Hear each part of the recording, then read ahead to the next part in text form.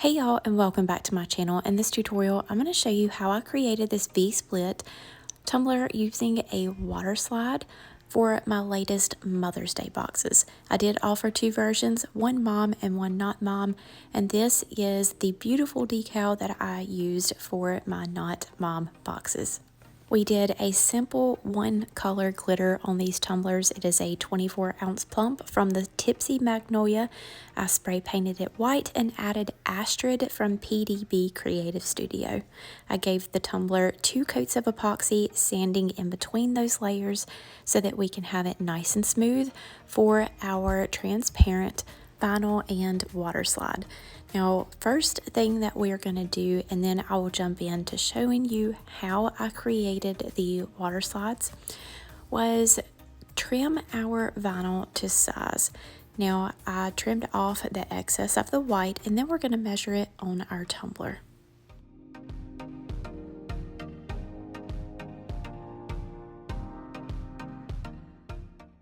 This gorgeous vinyl is from Slide Hustle. Now, if you search them on Etsy and it doesn't show up, then that means that their shop is on vacation.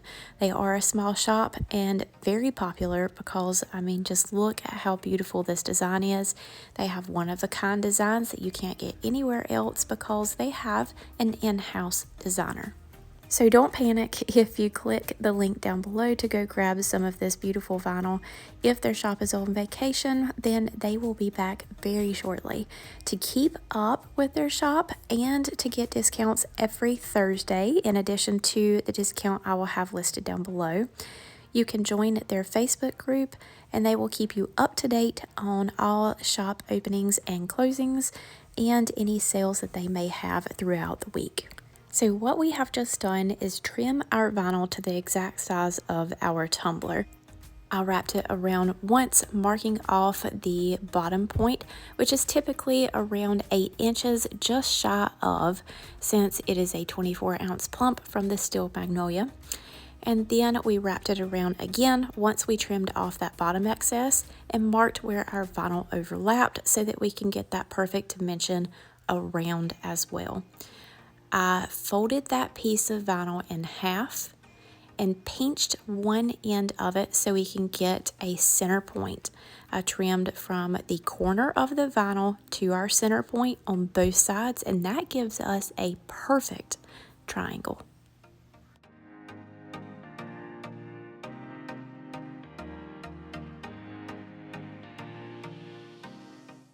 Once we double check to make sure that it is a perfect triangle and fits our tumbler appropriately, we're going to just trim off one of those little bottom corners. I'm going to wrap it around my tumbler.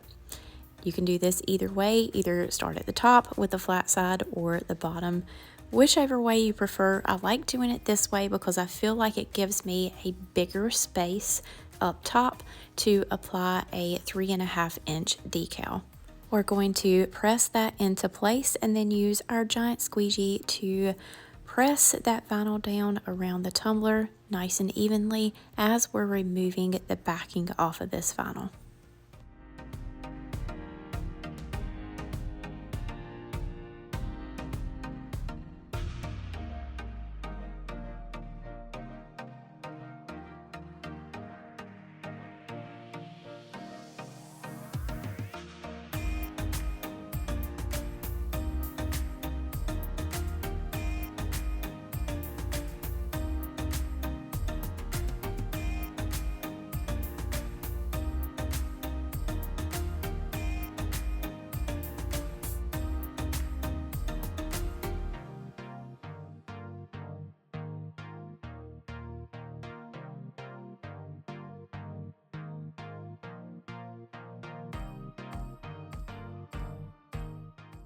After that, we are going to make sure that our vinyl is pressed down really, really well.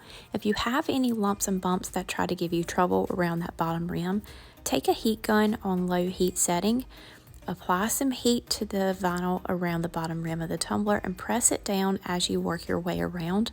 That's going to help that glue really adhere to your tumbler or your epoxy and cause it to stick to the tumbler and not lift up whenever you are applying epoxy to the tumbler. Our pinstriping is on opal vinyl from TECKWRAPCRAFT. The first stripes we're adding on is the thinnest, and I have these cut to 0.04 by 11.5 inches. The second stripe that we'll be adding on is 0.08 by 11.5 inches. If I can give you any advice on adding pinstriping, it's to hold your vinyl at the starting point and do not press the vinyl down with your thumb as you are working your way around. This whole tutorial is in real time because I really wanted to slow it down so y'all could see vinyl application, especially with these pinstripes. So you see, as I'm holding the starting point of my vinyl, I'm going to wrap it around just using a little bit of tension and lining it up right alongside of our vinyl edge. We're going to overlap them at that point on both sides and then trim directly down the center of them so we can remove the excess and they are not overlapped at any point. Overlapping the vinyl can cause it to be lifted, and I know it's very tempting to just square it off at the top, but sometimes if it moves, it can make that point look kind of sloppy. I always like to trim mine to a point, which means go from the X of the vinyl, you're going to go right down the center, creating a triangular point. Remove the excess on both sides, and there should not be any vinyl excess underneath your point of vinyl.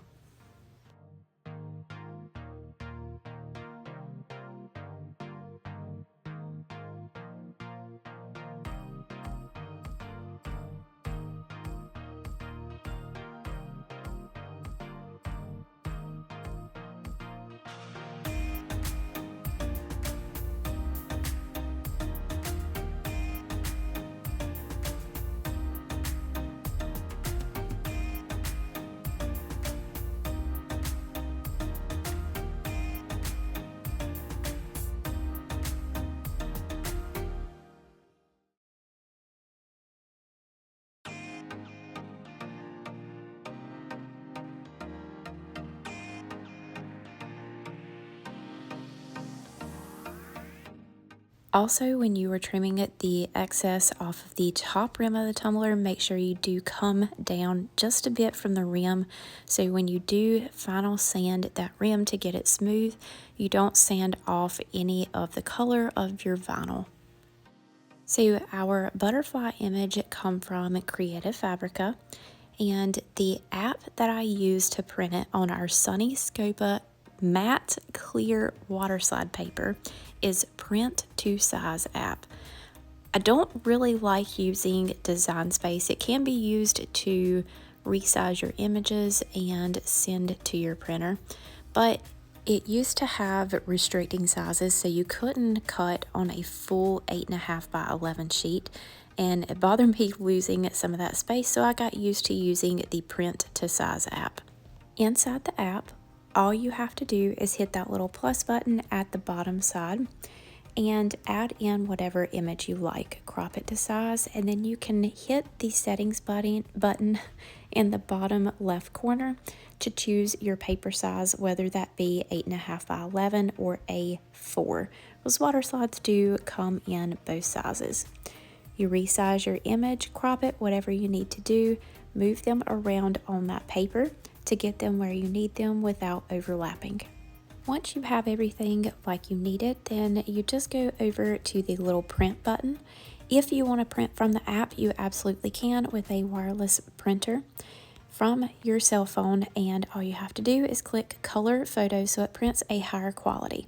If you want to print with a higher saturation, better quality, and from your phone settings, all you have to do is hit export to PDF and change the print settings on your device to the highest quality possible, which on my iPhone, you select media and quality, select best, and then media type, photo, paper. Allow that to print and dry for a good 5 minutes so your ink is dry before you seal it. You want to seal these 2 to 3 times with Rust-Oleum matte clear coat so it seals all those inks in. And then once that has dried for about an hour, you can go back, trim out your water slide around your image. You're going to grab a bucket of lukewarm water. Cold water works as well, but I have found using warm water helps it release a little bit quicker and helps just make it a lot easier to work with. So you completely submerge your water slide in your water, and you'll see the sides curl up. Once those sides start releasing and going back down into the water, it's time to pull it out. Do not allow your water slide to just hang out in the water until it fully separates. If you do this, it can compromise the strength of your water slide and cause it to crack, or even as it is drying on your tumbler, it may have been a little more difficult to get that water out from behind your water slide, so it may shrivel or bunch up in some areas. So once the sides of your water slide start going back down into the water, go ahead and remove it out. Make sure that it does have quite a bit of water still on there. You're going to take your hand, very gently press down on the water slide as you're sliding that back out from underneath it. These have an adhesive on the back side that's activated with water. So once you have it pressed down really securely on your tumbler, it's going to dry, and that glue is going to keep your water slide on the tumbler. You can slide it around and put it in position. Just make sure you do have plenty of water on the tumbler, which I got from the back side of our water slide. If you don't have enough, go ahead and spritz that with some water. Then you can move your water slide around a little more freely. We had a little piece overlapping our vinyl striping, so I am going to trim that off. And you do always want to make sure that you're putting water slide over a glossy surface. Never put them over a sanded surface. All you're doing is locking in those sand marks under your water slide, and it will be visible once you epoxy. Very carefully take a little squeegee tool and squeegee all the water out from underneath your water slide, applying light pressure. Just go over it a few times to make sure you get all that excess out that you possibly can. My favorite thing to use to wipe this dry is either a coffee filter or some tissue paper, like wrapping tissue paper. It absorbs the water, but it does not grab a hold of the water slide and pull it away from your tumbler or cause it to bunch up. I did not have either at this moment, so I am using a cloth that typically does not really stick to anything, if that makes sense. I don't recommend using something like a washcloth, a terry cloth, or even a microfiber towel. All of those things can really grab a hold of your water slide and distort it or move it, and then it will probably crack or cause creases and you'll have to redo it. So very gently dry that off. Then I'm going to sit this to the side for about 2 hours to completely dry. You want to double check your water slide before you do add epoxy. Just brush your finger over it, make sure there are no air bubbles of water underneath before you apply your epoxy. If there is, it can cause the water slide to fade. That water can also mold underneath the water slide or cause the ink to run, and you don't want any of those situations. So make sure that it is very dry before you add on any epoxy. We're just going to do our normal 2 coats of a little extra ink epoxy for our final coats, and this tumbler is complete. This one in particular did have a different vinyl that I chose for my Mother's Day tumblers. So I wanted to show you a little clip of what it looks like to work on 14 tumblers at one time. I didn't quite think it through of this being sideways. So I apologize for that, but I did mix up about 170 milliliters of a little extra ink epoxy, and it has a really long work window, so that is very helpful. I epoxied all of these tumblers multiple times to create 50 tumblers for 50 boxes. It was a massive project that I did slightly overcommit to. I probably will not do 50 ever again, but I was very happy with the way that they did turn out and our boxes. If you have any questions, feel free to drop them in the comments below and I'll answer them as quickly as possible. Hopefully this tutorial was very helpful to you. If it was, give it a big thumbs up and don't forget to subscribe to our channel. All materials I have used will be listed in the description below with some coupon codes. That is all for today. Thank you all so much and we'll see you next time.